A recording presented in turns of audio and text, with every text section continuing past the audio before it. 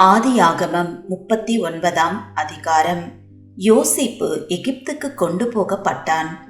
பார்வோனுடைய பிரதானியும் தலையாரிகளுக்கு அதிபதியுமாகிய போத்திபார் என்னும் எகிப்து தேசத்தான் அவனை அவ்விடத்திற்கு கொண்டு வந்த இஸ்மவேலரிடத்தில் விலைக்கு வாங்கினான். கர்த்தர் யோசேப்போடு இருந்தார். அவன் காரிய சித்தியுள்ளவனானான். அவன் எகிப்தியனாகிய தன் எஜமானுடைய வீட்டிலே இருந்தான்.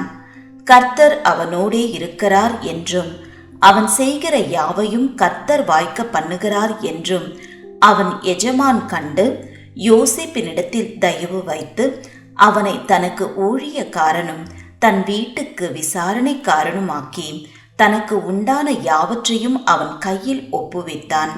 அவனை தன் வீட்டுக்கும் தனக்கு உண்டான எல்லாவற்றிற்கும் விசாரணைக்காரனாக்கினது முதற்கொண்டு கர்த்தர் யோசேப்பின் நிமித்தம் அந்த எகிப்தின் வீட்டை ஆசீர்வதித்தார். வீட்டிலும் வெளியிலும் அவனுக்கு உண்டானவைகள் எல்லாவற்றிலும் கர்த்தருடைய ஆசீர்வாதம் இருந்தது. ஆகையால் அவன் தனக்கு உண்டானதை எல்லாம் யோசேப்பின் கையிலே ஒப்பு கொடுத்து விட்டு தான் புசிக்கிற போஜனம் தவிர தன்னிடத்தில் இருந்த மற்றொன்றை குறித்தும் விசாரியாதிருந்தான். யோசேப்பு அழகான ரூபமும் சௌந்தரிய முகமும் உள்ளவனாயிருந்தான். சில நாள் சென்ற பின் அவனுடைய எஜமானன் மனைவி யோசேப்பின் மேல் கண் போட்டு என்னோடே சயனி என்றாள். அவனோ தன் எஜமானுடைய மனைவியின் சொல்லுக்கு இணங்காமல் அவளை நோக்கி, இதோ வீட்டிலே என்னிடத்தில் இருக்கிறவைகளில் யாதொன்றை குறித்தும் என் ஆண்டவன் விசாரியாமல் தமக்கு உண்டான எல்லாவற்றையும் என் கையில் ஒப்பித்திருக்கிறார்.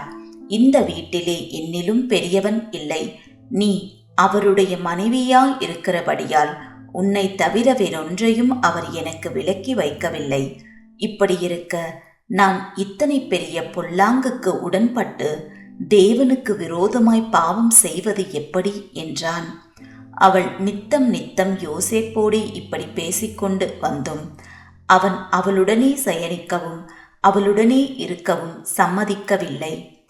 இப்படி இருக்கும்போது ஒரு நாள் அவன் தன் வேலையை செய்கிறதற்கு வீட்டுக்குள் போனான். வீட்டு மனிதரில் ஒருவரும் வீட்டில் இல்லை. அப்பொழுது அவள் அவனுடைய வஸ்திரத்தை பற்றி பிடித்து என்னோடே சயனி என்றாள்.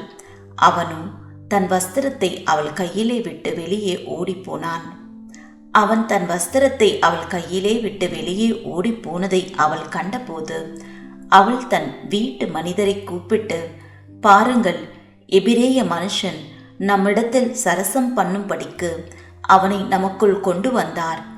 அவன் என்னோடு சயனிக்கும்படிக்கு என்னிடத்தில் வந்தான். நான் மிகுந்த சத்தமிட்டு கூப்பிட்டேன். நான் சத்தமிட்டு கூப்பிடுகிறதை அவன் கேட்டு தன் வஸ்திரத்தை என்னிடத்தில் விட்டு வெளியே ஓடிப்போய் விட்டான் என்று சொன்னான்.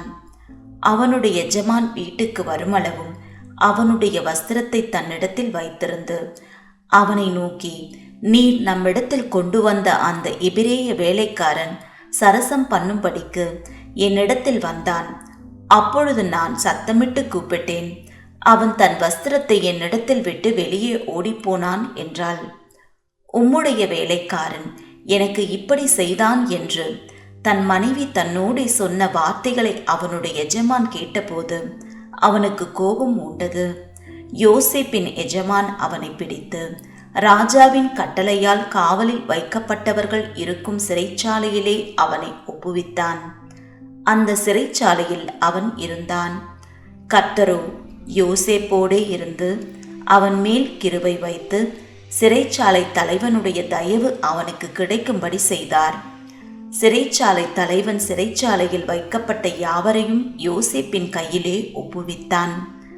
அங்கே அவர்கள் செய்வதெல்லாவற்றையும் யோசேப்பு செய்வித்தான். கர்த்தர் அவனோடு இருந்தபடியினாலும் அவன் எதை செய்தானோ அதை கர்த்தர் வாய்க்க பண்ணினபடியினாலும் அவன் வசமாயிருந்த யாதொன்றையும் குறித்து சிறைச்சாலை தலைவன் விசாரிக்கவில்லை.